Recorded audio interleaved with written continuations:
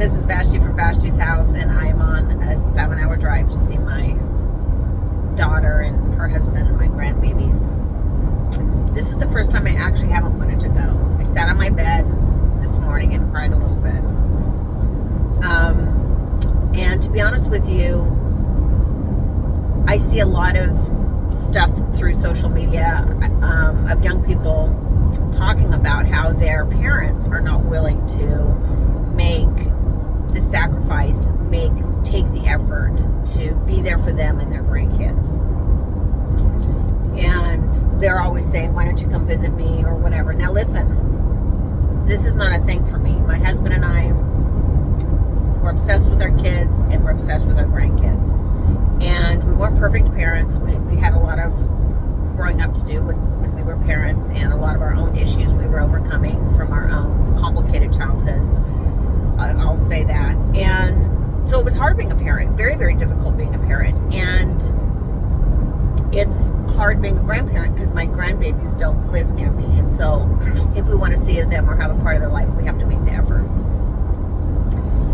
And here's what I want to say. My husband and I have put in the effort. We do the work. You know, we have a daughter who's not even our biological daughter. She came to us through the juvenile justice system, my husband and I, through foster care, and she's just been with us ever since. We never officially adopted her. She's just been part of the family. And at one point we moved from, we lived in Oregon. We drove to Oregon to help her move from Idaho to Utah, from Idaho to Utah, and then we drove back home. We help our biological kids move. Listen, she said, I don't know of one set of parents who help their kids move as much as you and Dad. She calls us Mom and Dad, our daughter.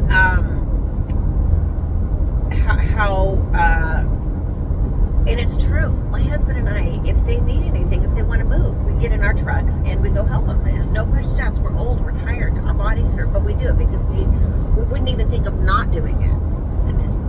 But there is a price to pay. So I sat on my bed this morning and I was crying, and I was planning on going to see I have them on a schedule where I go see my daughter and my grandbabies and my son-in-law.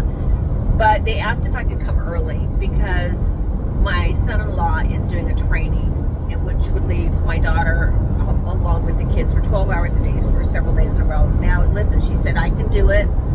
I can understand if you can't come early and be with me and the kids. And they're little kids, 2 little grandbabies, daughters. I can understand if you can't, but would you be willing to come early for this? And I said, let me look into it. So I looked into it, moved a few things around, and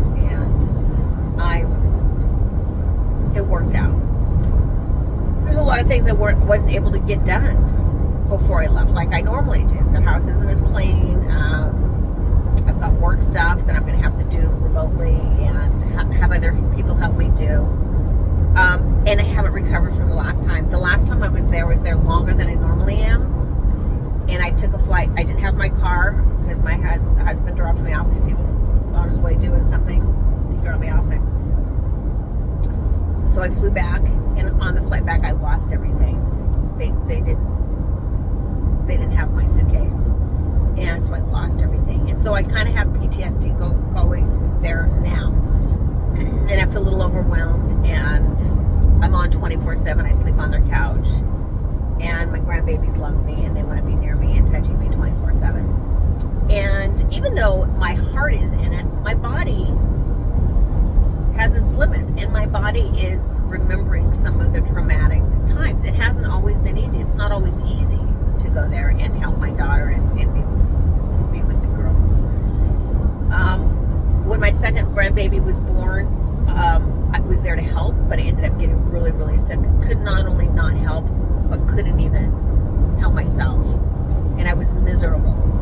And I was on the couch, and I had to get well enough to drive home, and I ended up driving home after the baby was born in a snow blizzard in the middle of the night. It was the worst snow day over the mountains. The fact that I even made it, and I was so sick, but I just needed to get home. But here's what I want to say is, there's so many times when people will just say, you know, you come into a hardship, come into an obstacle, come into a point where